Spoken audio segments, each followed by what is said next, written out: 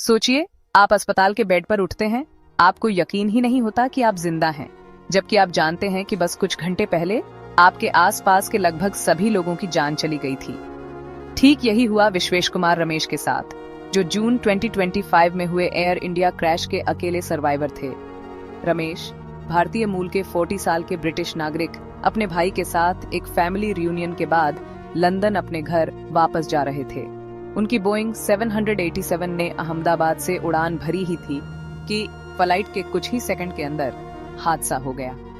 विमान तेजी से हिला, केबिन में हरी और सफेद लाइटें चमकी और फिर टकराव हुआ। 1 मिनट से भी कम समय में विमान एक मेडिकल कॉलेज के हॉस्टल से टकरा गया और उसमें आग लग गई। विमान में सवार 242 लोगों में से सिर्फ रमेश ही बच पाए। लेकिन कैसे? रमेश सीट 11A पर थे, स्टैंडर्ड इकोनॉमी में एक एग्जिट रो विंडो सीट।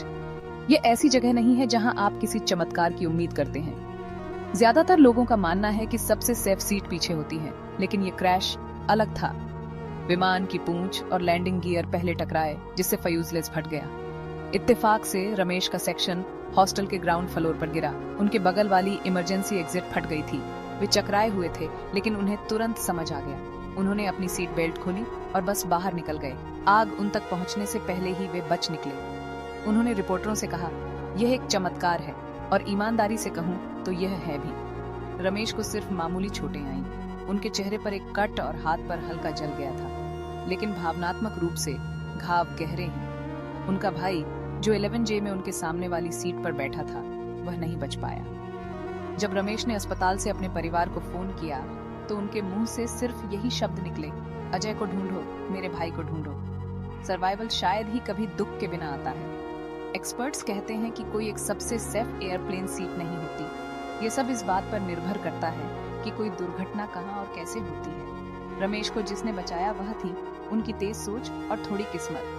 MIT के प्रोफेसर जॉन हैंसमैन बताते हैं, इंतजार मत करो, अपना सामान मत लो, बस जितनी जल्दी हो सके बाहर निकल जाओ। इसी से फर्क पड़ा। सीट 11A की कहानी सिर्फ किस्मत के बारे में नहीं है।